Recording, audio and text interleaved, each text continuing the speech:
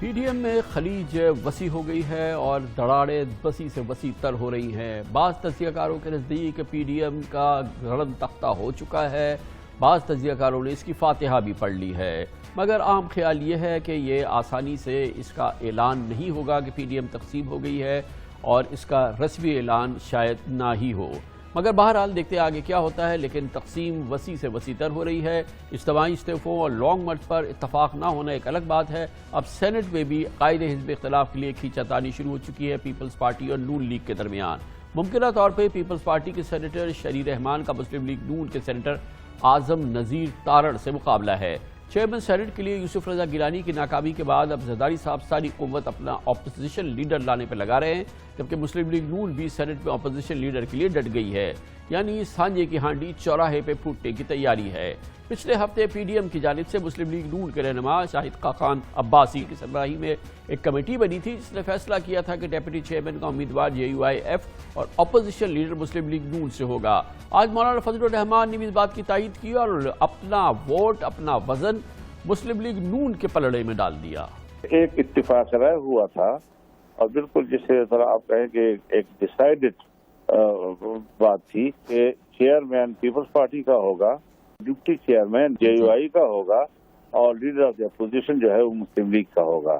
اب جب ہم چیئرمین اور ڈپٹی چیئرمین میں کامیاب نہیں ہو سکے تو اس کا یہ معنی بالکل نہیں ہے کہ جو طے ہوا تھا مسلم لیگ کے ساتھ کہ لیڈر آف دی اپوزیشن آپ کا ہوگا، ہم اس معاہدے سے یا اس قول سے واپس آ جائیں۔ مسلسل تسلسل سے خبریں آ رہی ہیں کہ آصف زرداری نے پیپلز پارٹی سے اپوزیشن لیڈر بنوانے کی ٹھان لی ہے۔ پیپلز پارٹی کے 21 سینیٹرز کے ساتھ سینٹ میں سب سے بڑی جماعت ہے۔ اے این پی اور بی این پی مینگل نے خبروں کے مطابق زرداری صاحب سے ہاتھ ملا لیا ہے اور دونوں پارٹیز کے دو سینیٹرز کے ووٹوں کے بعد تینوں جماعتوں کے مجموعی ووٹ 25 ہو گئے ہیں اور پیپلز پارٹی 25 سینیٹر کے دستخط سے درخواست چند روز میں سینٹ سیکریٹریٹ میں جمع کرائے گی اور اکثریت کی بنیاد پہ مسلم لیگ نون کے اعظم نذیر تارڑ اپوزیشن لیڈر نہیں بن پائیں گے اور ان کے برعکس محترمہ شری رحمان شاید پاکستان پیپلز پارٹی کی جانب سے کینڈیڈیٹ ہوں اور وہ لیڈر آف دی اپوزیشن بن جائیں، اور اس کے ساتھ ہی سمجھ لیجئے کہ ایک رسمی فیصلہ ہو جائے گا، رسمی اعلان ہو جائے گا کہ پی ڈی ایم ٹوٹ چکی ہے۔ اس پوری صورتحال میں بات کرتے ہیں، اس کے لیے ہمیں جوائن کر رہے ہیں جناب شاہد خاقان عباسی۔ بہت بہت شکریہ شاہد خاقان عباسی صاحب۔ یہ بتائیے گا کہ ویسے تو آپ اس کمیٹی کے سربراہ تھے جس نے فیصلہ کرنا تھا کہ کون کینڈیڈیٹ ہوگا لیڈر آف دی اپوزیشن کا سینٹ میں، لیکن یہ بات اب واضح طور پر سامنے آ گئی کہ پیپلز پارٹی اپنا کینڈیڈیٹ لانا چاہتی ہے، گویا کہ وہ آپ کے کینڈیڈیٹ کو یا آپ کی پسند کو وہ قبول کرنے کے لیے تیار نہیں ہے۔ آپ کی کیا خبر ہے؟ نہیں، ہمیں کوئی ایسی خبر نہیں آئی۔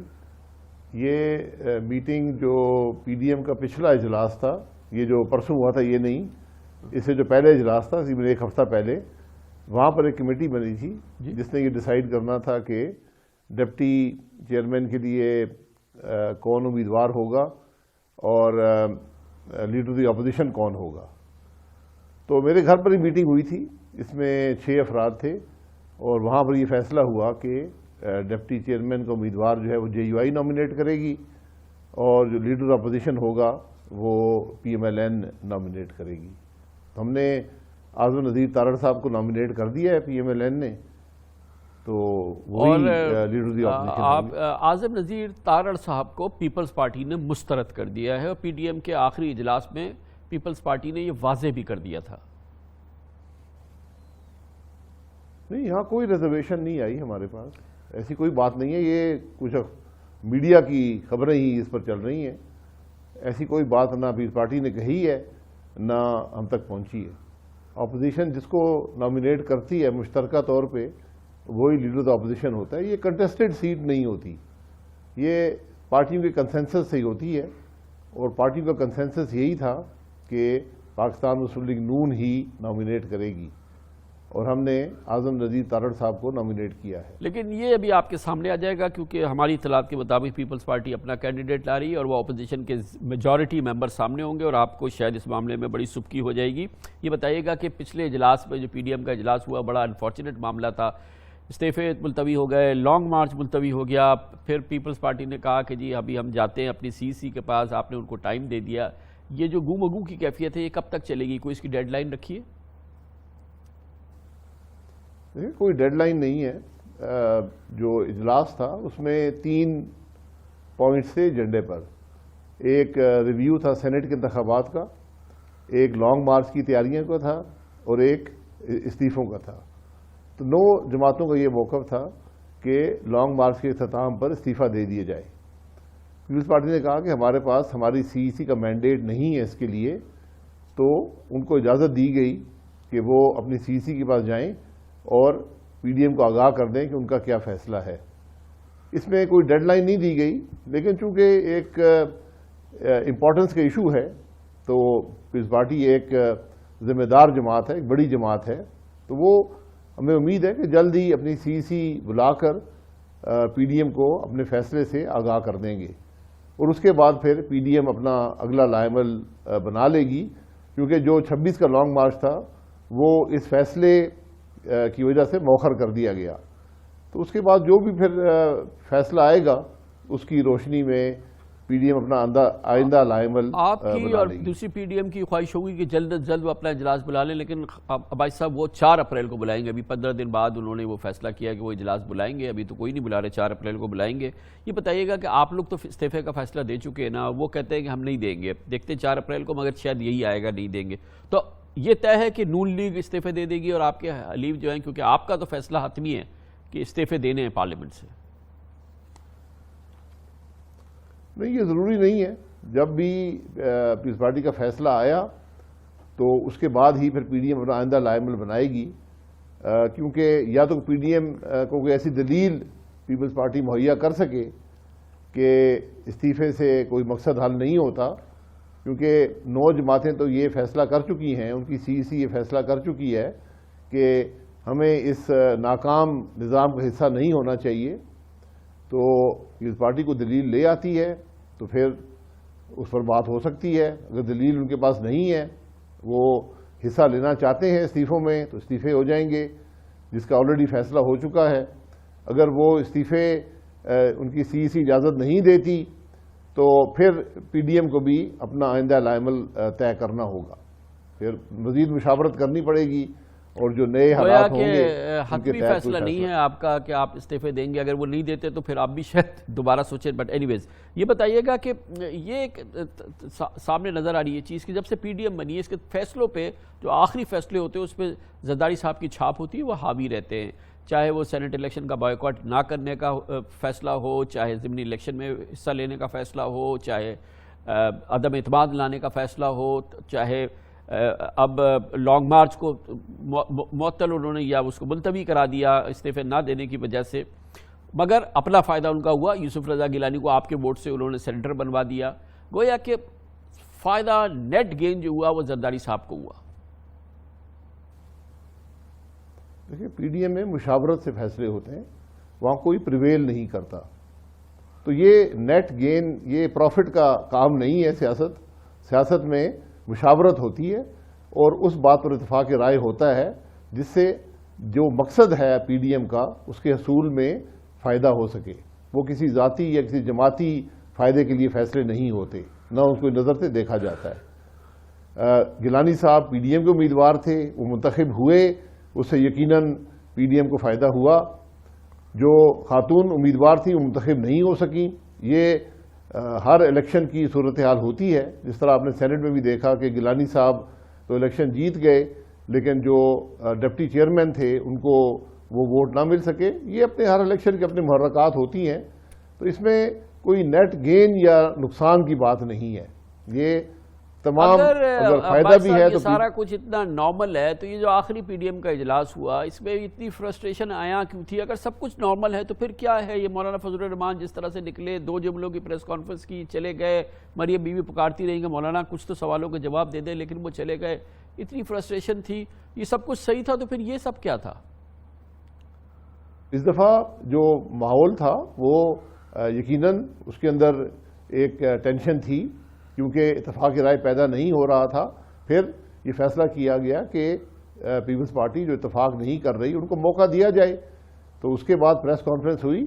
یقیناً صدر ہیں مولانا فضل الرحمان صاحب PDM کے، وہ ان کو اس بات سے اتفاق نہیں تھا کہ آج اس قسم کا اتفاق رائے پیدا نہ ہو سکتا. تو انہوں نے اپنا اظہار کر دیا، انہوں نے بات کر دی کہ اس میٹنگ کے حقائق کیا ہیں، اس میٹنگ کا فیصلہ کیا ہے، اور اس کے بعد انہوں نے وہاں پر کوئی سوال لینا مناسب نہ سمجھا، کیونکہ ان کے خیال میں، اور میں اس بات سے اتفاق کرتا ہوں، کہ اس سے مزید ابہام پیدا ہوتا ہے۔ بہرحال مریم نواز صاحبہ نے سوال لیے، ان کے جوابات بھی دے دیے، اور یہی سیاست ہوتی ہے۔ مگر ایک سیاست وہ بھی تھی جو اس پی ڈی ایم کے اجلاس کے دوران ہوئی، یعنی کہ زرداری صاحب کی تقریر جو کہ براہ راست باہر نشر ہو رہی تھی جیسے لگ رہا تھا، اور اس میں جو ان کے جملے تھے، جو ان کی گفتگو تھی، بالکل واضح تھا کہ ایک بہت ہی ایک انوانٹیڈ سی سچویشن جو ہے وہاں ڈیولپ ہو رہی ہے، غیر متوقع سی سچویشن ڈیولپ ہو رہی ہے۔ زرداری صاحب نے کافی ماحول کو جو تھا وہ گرما دیا تھا اپنی تقریر سے۔ جو کچھ اس میٹنگ میں یا کسی بھی میٹنگ میں بات ہوتی ہے وہ اعتماد میں ہوتی ہے، وہ باہر نہیں جانی چاہیے۔ بہرحال وہاں سے جو زرداری صاحب نے فرمایا اس کی کچھ سلیکٹو باتیں باہر لیک کی گئیں، کس نے کی یہ وہی شخص جانتا ہے، اور یہ پہلے بھی ہوتا رہا ہے، کوئی نئی بات نہیں ہے۔ تو ہر میٹنگ کے اندر ہر جماعت، ہر لیڈر کو موقع ملتا ہے بات کرنے کا، وہ اپنی بات بڑی کھل کر کرتا ہے، اسے یقیناً اختلاف بھی پیدا ہو سکتا ہے، اختلاف رائے بھی پیدا ہو سکتی ہے، یہ سب باتیں ہوتی ہیں، یہ سیاست کا حصہ ہے، کوئی ایسی انوکھی بات نہیں ہے۔ میں ہو سکتا ہے ان کے لہجے سے، ان کے الفاظ سے، ان کی جو بیان ہے اسے اتفاق نہ کروں، وہ خود جانتے ہیں بہتر کہ کیا بات کرنی چاہیے، کیا بات نہیں کرنی چاہیے، موقع محل کیا ہے، یہ فیصلہ ان پر چھوڑ دیا جاتا ہے۔ آپ 30 سال سے آپ کہہ رہے ہیں کہ طویل عرصے سے سیاست کر رہے ہیں، زرداری صاحب کا آپ کے ساتھ بڑا زبردست تجربہ ہے، نون لیگ کا پیپلز پارٹی کے ساتھ مثال جمہوریت بھی ہوئے، اور پھر 4 حکومتیں بھی ہوئیں، ایک دوسرے کے ساتھ جو کچھ کیا وہ صرف آپس کا معمول کا تعلق نہیں ہے بھائی صاحب، اس کی تو ایک بڑی تلخ اور بہت ہی بھیانک تاریخ ہے پوری کی پوری۔ تو اب جب آپ زرداری صاحب کے ساتھ ڈیل کر رہے ہیں، اور یہ پچھلے جو کچھ ہوا ہے اور آج جس منزل پہ پی ڈی ایم پہنچ گئی ہے انہی فیصلوں کی وجہ سے، تو ماضی آپ کو ہانٹ کر رہا ہے زرداری صاحب کے ساتھ جو آپ کا تعلق رہا ہے؟ بالکل تلخی ماضی میں رہی ہے، اس میں کوئی شبہ نہیں ہے، بے پناہ تلخی رہی ہے، بے پناہ قربت بھی رہی ہے، بے پناہ دوریاں بھی رہی ہیں، لیکن جو آج کا ماحول ہے یہ سیاست میں اس سے پہلے کبھی نہیں ہوا۔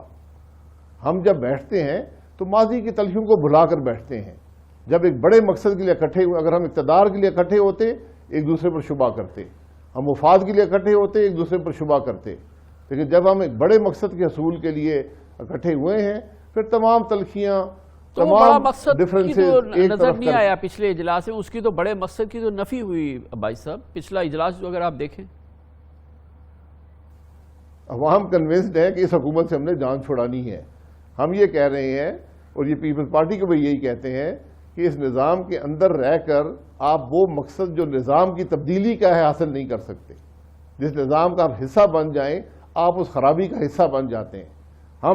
ہمیں اس بات پر شرمندگی ہے کہ ہم اسمبلی میں آئے، اس اسمبلی میں آئے جو چوری شدہ الیکشن کے نتیجے میں تھی، جس میں بہت سے لوگ پہلے دن کہہ رہے تھے کہ مت اسمبلی میں جائیں۔ ہم اس لیے آئے کہ یہ سیاسی تسلسل چلتا رہے، لیکن جو کچھ ہم نے دیکھا ہے 3 سال میں، جو ملک کے اندر تباہی دیکھی ہے، ملک کی معیشت کی، ملک کے نظام کی، ملک میں اخلاقی قدروں کی، تو ہمیں آج شرمندگی ہے کہ ہم اس اسمبلی میں آئے۔ اور اسی شرمندگی والی اسمبلی سے ابھی تو آپ نے اس میں حصہ لیا ہے، اس کی لیجیٹیمیسی کو تسلیم کیا ہے، ابھی تو سینٹ پہ آپ نے ووٹ لیے ہیں اور ووٹ دیے ہیں، اور یہ سارا یوسف رضا گیلانی کو جتایا، یہ تو ابھی کی بات ہے بھائی صاحب، یہ تو چند دنوں کی بات ہے اسی اسمبلی سے۔ ہم وہ لوگ ہیں اسمبلی کے اندر جو عوام کا ووٹ لے کر آئے ہیں، ہم کسی کی مدد سے ووٹ یہاں اسمبلی میں نہیں آئے، ہم اختلاف کر کے اسمبلی میں آئے ہیں، ہم مقابلہ کر کے اسمبلی میں آئے ہیں۔ تو آپ رہیں گے یا استعفے دیں گے اسمبلی سے؟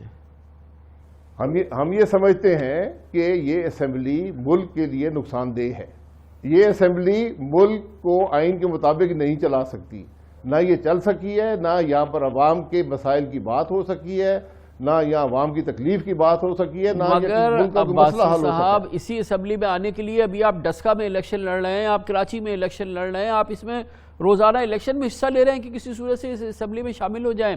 بہت بہت شکریہ جناب شاہد خاقان عباسی ہمارے ساتھ موجود ہے کمر سے۔